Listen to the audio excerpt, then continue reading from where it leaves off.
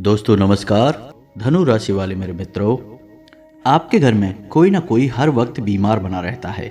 बीमारियों का कारण क्या है आपको समझ में नहीं आता है।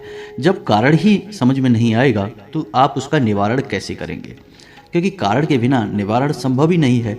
जब तक बीमारी पता न चले इलाज कैसे शुरू होगा। तो दोस्तों आज के इस वीडियो में हम आपको इसी विषय पर गहराई से ज्ञान देने जा रहे हैं और आज का यह वीडियो ज्योतिष और वास्तुशास्त्र पर आधारित है। जी हाँ दोस्तों, हमारे जीवन में दोनों ही बराबर से चलते हैं, चाहे अध्यात्म हो, ज्योतिष हो या फिर वास्तुशास्त्र हो।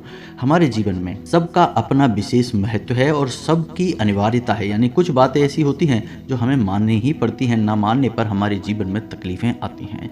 तो वास्तु क्या कहता है और आपके घर में जो बीमारियां हैं, खास तौर से, वैसे तो कई और भी समस्याएं हैं, लेकिन हम आज के इस वीडियो में उन समस्याओं के विषय में बात नहीं करेंगे।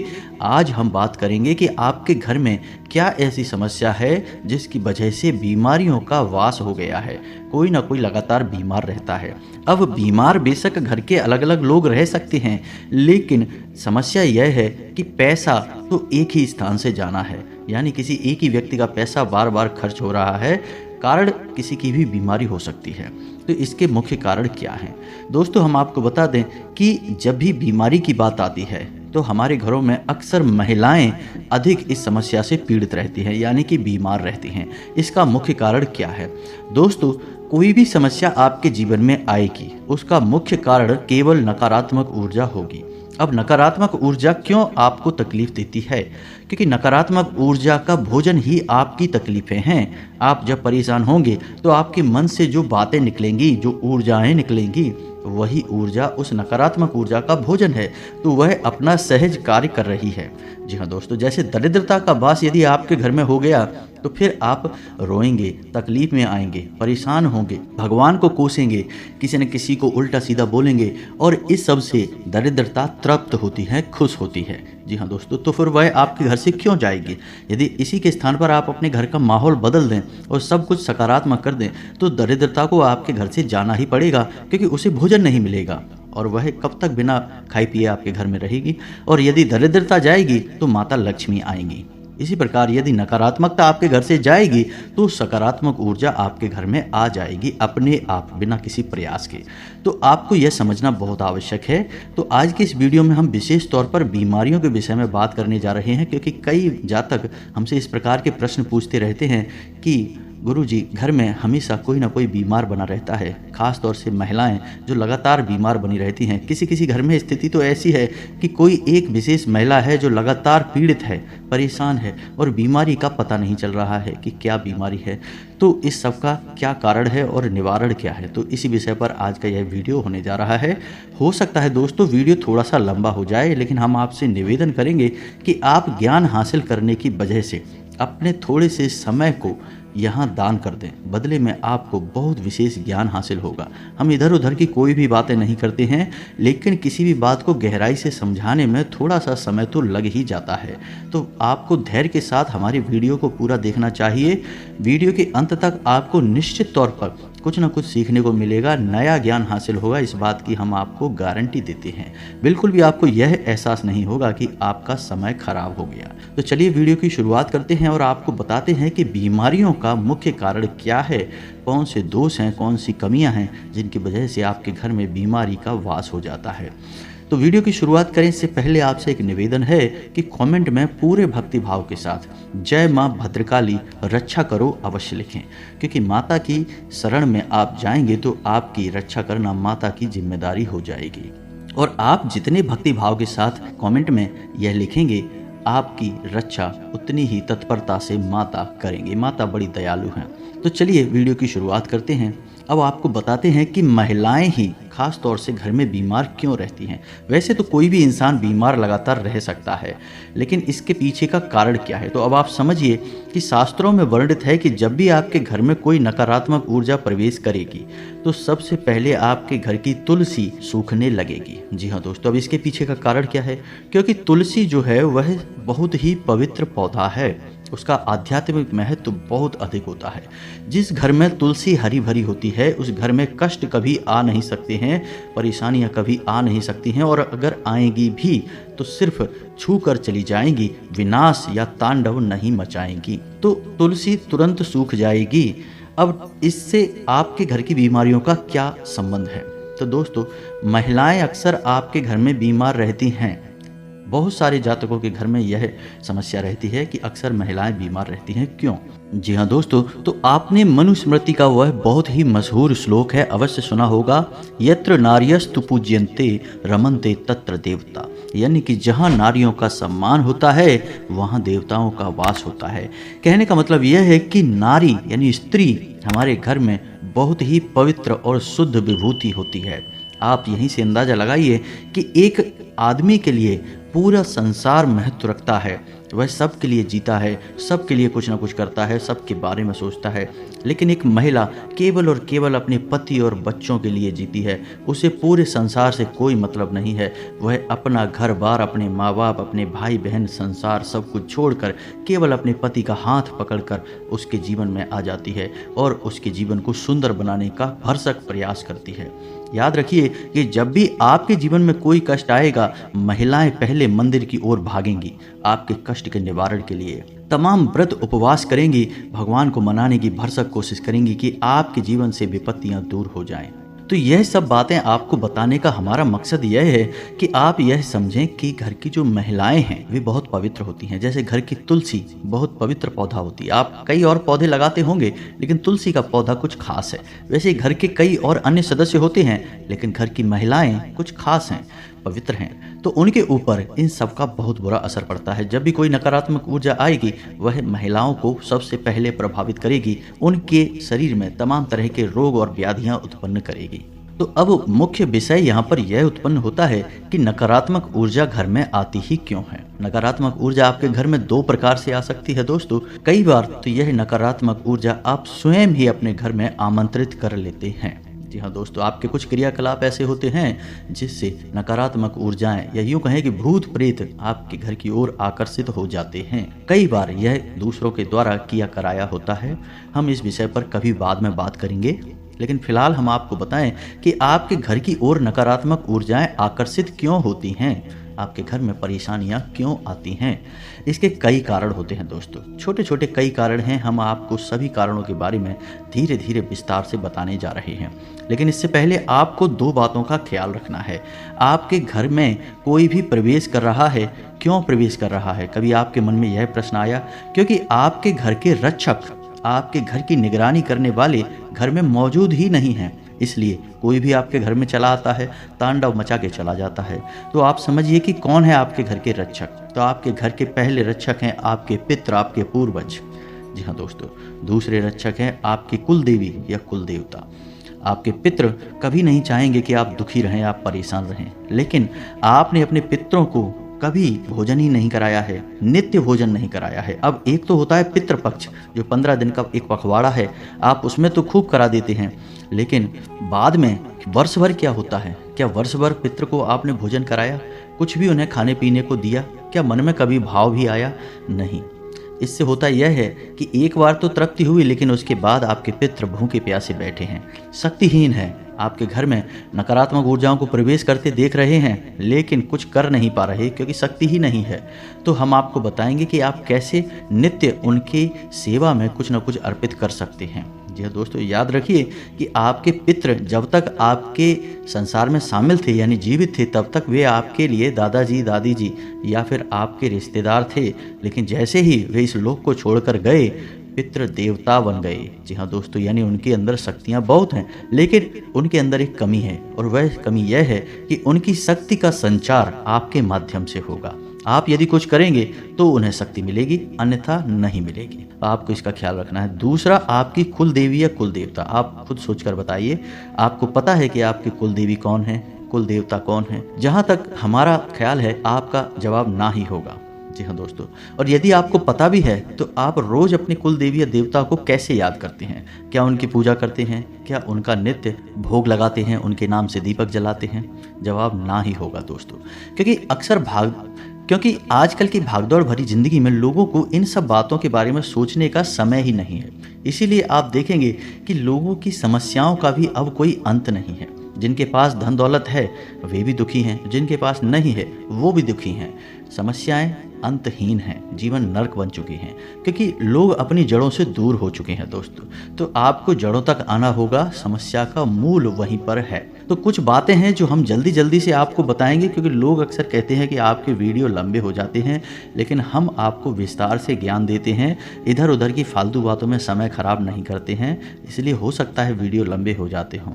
तो चलिए दोस्तों आपको बताते हैं। पहला कि जो भी इंसान आपके घर में दो दिशाओं में पैर करके सोएगा हमेशा बीमार रहेगा और धन से विहीन रहेगा।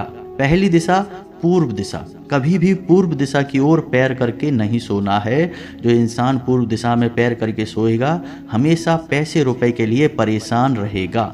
दूसरा दक्षिण दिशा, जो भी इंसान दक्षिण दिशा की ओर पैर करके सोएगा हमेशा बीमार रहेगा, नकारात्मक शक्तियों को आकर्षित करेगा। तो यदि आपकी सोने की व्यवस्था कुछ इस प्रकार की है कि आप कहीं भी कैसे भी सो जाते हैं तो इसे आप बदलें और हमारे कहे अनुसार आपको अपना सिर या तो पूर्व दिशा की ओर या फिर दक्षिण दिशा की ओर करके ही सोना है। आप देखेंगे कि बदलाव आने शुरू हो जाएंगे।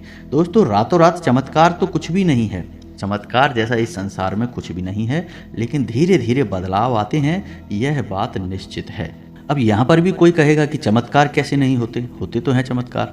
हाँ होते होंगे चमत्कार। एक उदाहरण समझिए कि एक इंसान ने एक आम का छोटा सा पौधा लगाया और दूसरे इंसान ने उसे पौधा लगाते हुए देखा। फिर 15 या 20 सालों तक दोनों लोगों की बिल्कुल भी मुलाकात नहीं हुई। 20 साल के बाद अचानक वह इंसान उस इंसान से मिलने आया जिसने पौधा लगाया था और उस पौधे को देखकर चौंक गया, क्योंकि उस पौधे में तो फल लगे थे। वह पौधा अब वृक्ष बन चुका था। तो क्या यह चमत्कार है? लेकिन लगेगा चमत्कार जैसा ही। तो वह इंसान जब मिलेगा उससे तो क्या कहेगा, अरे वाह इसमें तो बड़े बड़े फल लगे हैं, ये तो चमत्कार हो गया। तो देखने में पहली नज़र में यह चमत्कार ही है, लेकिन चमत्कार नहीं है, इसमें भी समय लगा है। जी हाँ दोस्तों, तो यह देखने का नज़रिया है। आपके जीवन में भी बदलाव आएंगे, दूसरों को बाद में भी चमत्कार जैसे ही लगेंगे, लेकिन आपका दिल जानता है कि कोई चमत्कार नहीं है। धीरे धीरे बदलाव की एक प्रक्रिया है, समय लगता ही है। जी हाँ दोस्तों, तो अब आपको ध्यान देना है कि आपके घर में क्या क्या आपको बदलाव करने हैं, कहाँ समस्याएं हैं, सभी बातें आपको विस्तार से बताने जा रहे हैं। पहला, आपके घर का ब्रह्म स्थान, यानी कि आपके घर का आंगन। जी हाँ दोस्तों, इसे ब्रह्म स्थान कहते हैं। इसे हमेशा खाली रखें, इसमें कोई भी भारी सामान न रखें और कोई ना कोई हरा भरा पौधा, यदि हो सके तो तुलसी का पौधा ब्रह्म स्थान में अवश्य लगाएं। पवित्रता आपके घर में भर जाएगी। दूसरा कि आपके घर का जो मुख्य दरवाजा है, रात्रि के समय वहां हमेशा एक बल्ब अवश्य जलाकर रखें, अंधेरा कभी होने ना दें, किसी कीमत पे ना होने दें। तीसरा कि रात्रि के समय जब आपके घर में सभी सो जाते हैं तो सारे घर की लाइटें बंद नहीं होनी चाहिए, कम से कम 1 या 2 बल्ब तो हमेशा जलते रहने चाहिए और कोशिश करें कि एक हरे रंग का बल्ब हमेशा 24 घंटे आपके घर में जलते रहना चाहिए। आप अपने घर की टॉयलेट में एक हरे रंग का बल्ब लगा लें, उससे आपके घर की टॉयलेट की नकारात्मकता वहीं के वहीं समाप्त हो जाएगी। यह बल्ब 24 घंटे लगातार जलते रहना चाहिए। 0 वाट का एक बल्ब लगा लें दोस्तों। अब आपके घर की जो दक्षिण दिशा है वहाँ कोई भी दरवाज़ा, कोई भी खिड़की, कोई भी बरामदा या बालकनी खुली नहीं होनी चाहिए, क्योंकि दक्षिण दिशा यम की दिशा होती है। यदि इस दिशा में आपके घर का कोई खिड़की, दरवाजा या कोई भी खुला भाग है, यहाँ तक कि रोशनदान तक भी यदि खुला हुआ है, तो आपको उसे बंद कर देना चाहिए, क्योंकि इस दिशा में यदि कुछ भी खुला भाग है तो यह यम की दिशा है, यानी मृत्यु की दिशा है। तो आपके घर में विनाश लीला तो तय है। जी हाँ दोस्तों, बीमारियां तो आएगी ही, आर्थिक तंगी तो आएगी ही, और यह कोई छोटी मोटी विनाश लीला नहीं है, इसके परिणाम बहुत भयानक हैं। और यहाँ तक भी देखा गया है कि कई परिस्थितियों में तो मृत्यु तक होती है घरों में, और लगातार एक सिलसिला सा चलता रहता है, और महिलाओं की ही मृत्यु होती है। अभी कुछ दिन पहले हम अपने एक जानने वाले से मिले थे, तो उनके घर में लगातार 3 महिलाओं की मृत्यु हुई है। जी हाँ दोस्तों, और आज के समय में कोई भी महिला नहीं बची जो उनके घर का रख रखाव कर सके, सिर्फ पुरुष ही बाकी रह गए हैं। और कारण केवल एक ही है कि उनके घर का मुख्य दरवाजा दक्षिण दिशा की ओर खुलता है। तो अब ऐसे में कुछ लोग यह कहेंगे कि अब हमारे घर का मुख्य दरवाजा यदि दक्षिण दिशा की ओर खुलता है तो अब इसका क्या तोड़ है, ऐसे में क्या कर सकते हैं। तो दोस्तों इसका तोड़ केवल इतना सा है कि आपको क्या करना है, एक दीपक अपने पितृ, क्योंकि दक्षिण दिशा जो है वह पितरों की दिशा भी है, तो आपको शाम के समय एक दीपक अपने पितृ पूर्वजों के नाम से अवश्य ही अपने घर के दक्षिण दिशा में रखना है। जी हाँ दोस्तों, आप चाहें तो उसे अपने घर की दहलीज पर भी रख सकते हैं। जी हाँ दोस्तों, मिट्टी का दीपक होना चाहिए और गाय के घी से जलना चाहिए। आप रोज एक दीपक रखेंगे, नकारात्मकता आपके घर में नहीं आएगी, क्योंकि अब आपके पितृ बलिष्ठ होने लगेंगे। दूसरी बात कि आप जब भी रोटी बनवाएं, यानी महिलाओं को बताएं कि पहला काम कि बिना नहाए अपने घर की किचन में प्रवेश न करें। दूसरा कि जब भी रोटी बनाए तो बचे हुए आटे को कभी भी अपने घर में रखें नहीं, यानी कि जो माड़ा हुआ बचा हुआ आटा है उसे फ्रिज में ना रखें, उसकी एक एक्स्ट्रा में रोटी बनाकर और कुत्ते को खिला दें। पहली रोटी गाय की और आखिरी रोटी कुत्ते की होनी चाहिए। इससे आपके पितृ मजबूत होंगे, और अगर पितृ मजबूत होंगे तो बेशक आपके घर का दरवाजा दक्षिण दिशा में खुलता है, कोई नकारात्मक ऊर्जा आपके घर में नहीं आएगी, क्योंकि पितृ आपकी रक्षा में खड़े रहेंगे। साथ ही साथ आपको एक दीपक अपनी कुलदेवी या कुल देवता को याद करते हुए अवश्य जलाना चाहिए। यदि आपको पता नहीं है कि आपके कुल देवी या देवता कौन है, क्योंकि कई लोगों की यह समस्या है कि उन्हें पता ही नहीं है कि उनके कुल देवता कौन है, कुल देवी कौन है, क्योंकि कई पीढ़ियों से पूजा पाठ ही बंद हो चुकी है कुल देवी की। तो यदि आपको पता नहीं है तो आप कमेंट करके बताएं, हम आपके लिए एक वीडियो में यह बता देंगे कि कैसे पता करें कि आपकी कुल देवी कौन है। बहुत ही शक्तिशाली उपाय है, 7 दिनों का उपाय है, हम आपको बता देंगे। तो आप उस उपाय के माध्यम से अपनी कुलदेवी या देवता का पता लगा सकते हैं। जी हाँ दोस्तों, फिर आप उनकी पूजा पाठ करेंगे। जब कुलदेवी आपकी रक्षा में खड़ी हैं, आपके पितृ देवता आपकी रक्षा में खड़े हैं, फिर कोई नकारात्मक ऊर्जा आपके घर में प्रवेश कर ही नहीं पाएगी। यदि आपके पितृ बलिष्ठ हैं, शक्तिशाली हैं, कुल देवता की लगातार पूजा होती है, तो कोई कितना ही बड़ा तांत्रिक क्रिया क्यों न करा दे आपके ऊपर, आपके घर में प्रवेश नहीं कर पाएगी। आपका घर वास्तविकता में मंदिर का स्वरूप बन जाएगा। इसीलिए तो कहा जाता है घर एक मंदिर है। अब एक गलती और है कि आप अपने घर के पूजा घर को देखें कि आपके घर का पूजा घर कुछ इस प्रकार से व्यवस्थित तो नहीं है कि आप जब पूजा करने बैठते हैं तो आपका मुख दक्षिण दिशा की ओर हो जाता है। आपको यह देखना होगा। यदि ऐसा है तो आप अपने पूजा घर की दिशा बदलें। पूजा घर की पीठ पूर्व दिशा की ओर होनी चाहिए। तो अब ऐसे में यह होगा कि जब भी आप अपनी पूजा घर की तरफ मुख करके बैठेंगे तो वह पूर्व दिशा होगी। जी हाँ दोस्तों, पूजा घर के लिए सर्वोत्तम दिशा पूर्व दिशा होती है या फिर उत्तर पूर्व दिशा यानी ईशान कोण होता है। इसे भगवान का कोण कहा जाता है। तो आप इस दिशा में ही मुख करके पूजा करने बैठें और अपने पूजा घर का जो पीठ है वह आपकी इसी दिशा में होनी चाहिए। पश्चिम दिशा में भी यदि आप मुख करके बैठते हैं तो इसके भी नकारात्मक परिणाम हैं, कम हैं, आंशिक हैं, लेकिन हैं अवश्य। अब आपको यह भी देखना है कि आपके घर का जो मुख्य दरवाजा है ठीक उसके सामने कोई भारी भरकम सामान तो नहीं है, जैसे कोई बड़ी पानी की टंकी, जैसे कोई भारी भरकम सामान या फिर कोई खंभा, कोई ऐसी चीज़ तो नहीं है जो आपके घर के दरवाजे यानी मुख्य दरवाजे के ठीक सामने दिखाई देती है। इसका भी बहुत बुरा नकारात्मक प्रभाव है। यदि कोई पेड़ है तो कोई समस्या नहीं है, तो बहुत अच्छी बात है। यह पॉजिटिव एनर्जी को यानी सकारात्मक ऊर्जा को लेकर आएगा। लेकिन कोई निर्जीव वस्तु है तो आप उसे हटवाने का प्रयास करें, जल्दी से जल्दी हटवाएं। यह आपके घर में नकारात्मकता को ला रहा है। अब अंत में सबसे महत्वपूर्ण बात कि आपके घर का जो ईशान कोण है उसकी क्या स्थिति है। ईशान कोण यानी कि उत्तर पूर्व, हम अभी आपको बता चुके हैं, यह भगवान का कोना होता है। क्या उत्तर पूर्व में टॉयलेट तो नहीं है, लेट तो नहीं है, या फिर डस्टबिन, कूड़ादान, या फिर कोई भारी सामान तो नहीं है? यदि है तो इसे तुरंत हटवा दें, इसका कोई तोड़ नहीं है। आपको अपने घर का ईशान कोण खाली रखना होगा, साफ सुथरा रखना होगा और अपने घर के ईशान कोण में हरे भरे पौधे अवश्य ही लगाने होंगे। तो कोई फूल वाला हरा भरा पौधा लगा सकते हैं। अब ऐसे में होता यह है कि आपने पौधा लगाया फूल वाला, लेकिन उस पौधे में कांटे भी हैं, तो ऐसा पौधा नहीं लगाना है, क्योंकि कांटे नकारात्मकता को आकर्षित करते हैं।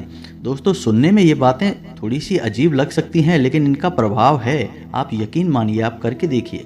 तो कोई भी ऐसा फूल वाला पौधा नहीं लगाएंगे जिसमें कांटे हों, कांटेदार कोई भी पौधा नहीं लगाएंगे। इसी के साथ साथ आपको एक छोटी सी आदत और अपनानी होगी कि अपने दिन का कुछ समय, खास तौर से सुबह का समय, घर के ईशान कोण में थोड़ा सा बिताया करिए। जी हाँ दोस्तों, वहाँ सकारात्मक ऊर्जा का भंडार है, वहाँ स्वयं भगवान वास कर रहे हैं, ये बात आप मान के रखिए। तो आपको थोड़ा सा समय यानी 10 से 15 मिनट का समय अपने घर के ईशान कोण में बिताना होगा। इससे आपका स्वयं का तेजस यानी आपका स्वयं का ऊर्जा क्षेत्र मजबूत होगा और आपका मस्तिष्क भी शक्तिशाली होगा, ऊर्जावान होगा।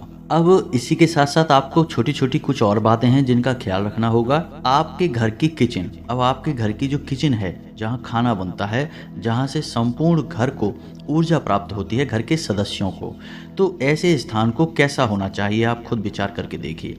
पवित्र होना चाहिए। माता अन्नपूर्णा का वास होता है हमारे घर की किचन में।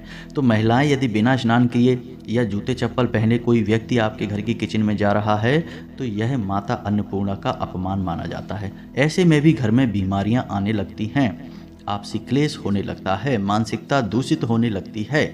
जैसा आहार वैसा ही विहार। तो आपको अपने घर की किचन की पवित्रता का विशेष ख्याल रखना चाहिए। किचन में हर वक्त जूठे बर्तन नहीं होने चाहिए।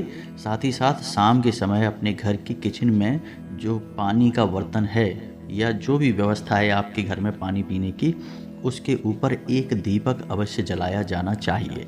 यह माता अन्नपूर्णा का सम्मान है और आप इस क्रिया को करके देखें, आपके घर में रोग रह नहीं सकते किसी भी कीमत में। और जो भी भोजन आपके घर में तैयार होगा उसके बाद वह भोजन केवल और केवल सकारात्मक ऊर्जा को उत्पन्न करेगा। और शाम के समय जब आपके घर की किचन में भोजन आदि व्यवस्था संपूर्ण समाप्त हो जाए, सब लोग खा पी लें, उसके बाद जो पोंछा लगेगा उस पोंछे में पानी में थोड़ा सा नमक अवश्य मिला लें। जी हाँ दोस्तों, इससे कोई भी नकारात्मकता आपकी किचन में आएगी नहीं। थोड़ा सा गंगा जल का छिड़काव कर लें। आपके घर की महिलाएं ऐसा करके जब आपके घर की किचन को छोड़ेंगी तो देखना आपके घर में चमत्कार होने लगेंगे, बीमारियां भागने लगेंगी और आपके घर में सुख समृद्धि आने लगेगी। स्वयं माता लक्ष्मी आपके घर में प्रवेश कर जाएंगी।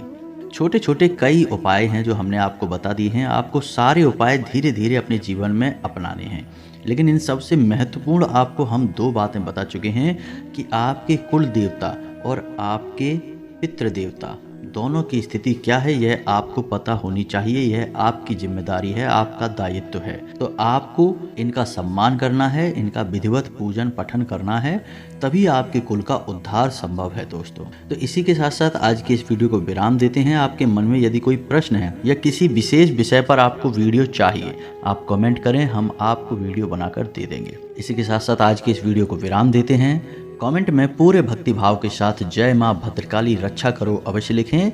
माता सीधा आपको आशीर्वाद देंगी, प्रेम देंगी, आपकी रक्षा करेंगी, आपके जीवन को सुख समृद्धि से भर देंगी।